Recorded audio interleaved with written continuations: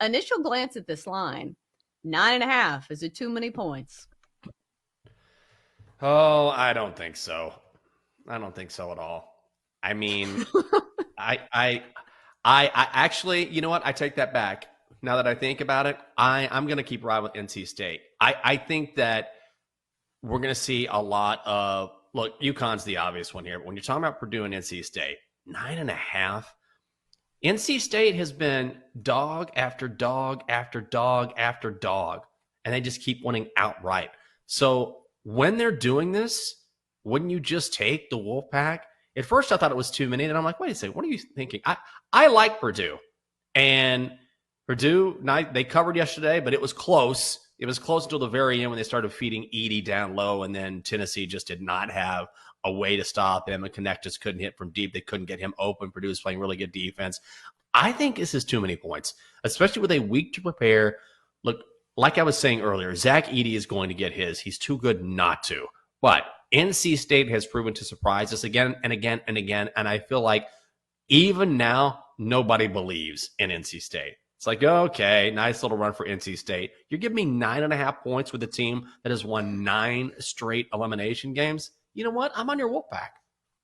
Yeah, it just feels like one of those situations where you have to bet on NC State until they don't cover as dogs, because every single game during the stretch of winning 9 in a row, the only game they didn't cover was when they were favorites. They were 6.5-point favorites against Oakland. They won that game, but didn't cover the number. As for the rest of these games, it's not like they're even like short dogs. They are big underdogs in a lot of these games, and they continue to cover massive spreads. 11-point dogs against Duke the first time in the ACC tournament. One obviously uncovered, winning outright. 10-point dogs against UNC in the ACC championship.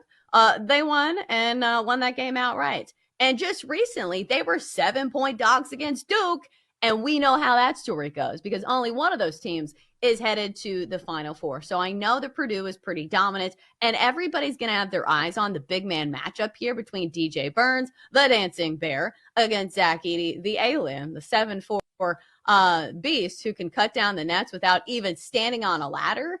I think a lot of this will depend on how the game's officiated, because that's been the thing for Zach Edey. I know he's super dominant, but still, the discrepancy in fouls sometimes is laughable.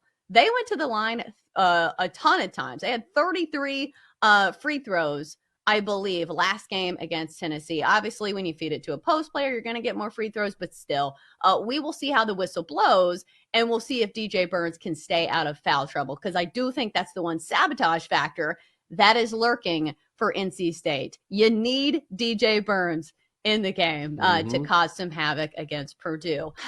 Jenks, can you make a case for Alabama? No, I cannot. I will not. They're going to get driven. No, I just can't. What am I going to say? It's like I said in the first, well, anything can happen. Well, what a great analysis that is. You never know. It's that time of year. Upsets happen. I just don't know how you can bet against Yukon. This number opened, I believe, at 11. Already went to 11.5, but they have been destroying teams. And it's not just that Yukon is playing so well. If you look at Alabama and how they won their previous game, it's because they shot lights out from three-point land. Like Mark Sears had 7 3-pointers. I think they had, God, what was it? Like 20 as a team or something ridiculous, like some sort of ridiculous number. I don't think that's exactly right, but they were lights out from three-point land. So if you're a team that doesn't play a lot of defense, and Alabama doesn't play a lot of defense, but you have a shooting night where you're hitting everything from long range, you're going to win your games. I just don't think that sort of performance is repeatable against Yukon. And I think Alabama got hot. Good on them. They're outclassed here. I want to hear a case for Alabama covering the number. I just don't have it. Yeah, Yukon has covered every single game in the NCAA tournament, I believe, since the year 2022. Like, they can't even make these numbers big enough. And it does feel like if there's one tournament that's still, or one team that's still remaining in the tournament that's matchup proof, doesn't it feel like it's Yukon? Like, what's their weakness? I'm trying to find one, and I'm not seeing it. LSU, the 3 seed, Iowa, the 1 seed. Caitlin Clark, Angel Reese. You remember this from last season and the national title game when the Tigers came out on top. Right now, Iowa is a 1.5 favorite. They're minus 130 on the money line. LSU is plus 105, and the total is 168 and a hook. And BetMGM says they are expecting this game to be the most bet on women's college basketball game in history. And I believe it. The hype surrounding this one is through the roof. Right. I think women's basketball has unlocked a new level of popularity when you are catching casual fans. Because Yeah. I'm going to admit it, I don't watch women's basketball on a regular basis. I watch my NC State Wolfpack play. But other than that, I'm not somebody who's fully invested into the sport. But even I am super excited about this matchup because it's not just two of the best teams, but it's two of the top personalities. And I would put Caitlin Clark as one of the top personalities in all of sports right now. When it comes to popularity, Yeah. isn't Caitlin Clark kind of paving her own way to maybe she's not the level of superstardom of guys like Steph Curry, but still she's on billboards. She is the talk of just about everybody in the basketball world. We saw George Kittle taking a picture with her at one of these games. He's a fan and also an Iowa alum as well. So obviously rooting for his team there. But it feels like this is one that even the casual basketball fans will be tuning into.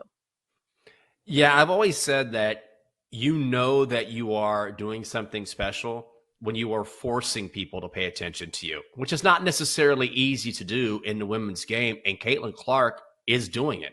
And she's doing it because she's doing things we've never seen before. She's setting records. She's electric. She's likable. And at the end of the day, she's just a damn good basketball player. She is so much fun to watch and a threat from anywhere on the court.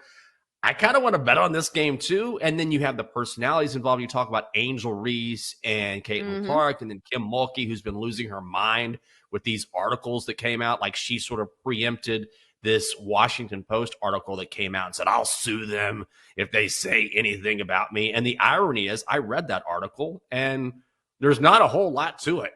It essentially says, look, Kim Mulkey isn't the most likable person. A lot of people can attest to that, but she's a winner and she wins basketball games. And that was it. And I thought it was ironic that you actually calling out this article brought more attention to it than it would have garnered otherwise, because as far as personality pieces go, this was kind of in line with, I think, what you would expect from her. Now, there were some things in there that were untoward, thing that you might not support, but ultimately it wasn't some sort of revelation like, oh my God, I would never suspect this or never hear this about Kim Mulkey. I think her personality feeds into this game as well. And obviously she's worn sequins and feathers forever. So that's just another element to this, because she's very outspoken. She's going to yell at the refs and she doesn't give a damn what you think, what I think, or anyone else thinks.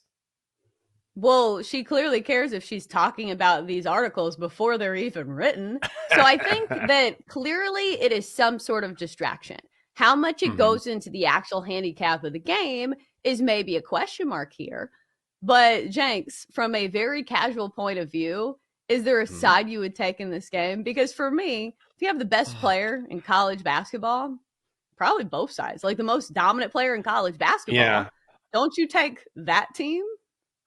I mean, I think so. I like Iowa, but I will say this about LSU is that they're a very physical team and they're a bigger team. Right. And so that's the one advantage that they do have. So the way they beat Iowa last year was they completely shut down the lane. They would not let Caitlin or anyone else for that matter drive inside. They were going to use their athleticism and their height to say, okay, if you're going to beat us, you're going to have to knock it down. You're going to have to shoot everything from outside. I anticipate they'll do the same tonight. If anyone can do it, it's Caitlin Clark. I would lean towards the Hawkeyes, but I'm just a little worried about that LSU size advantage.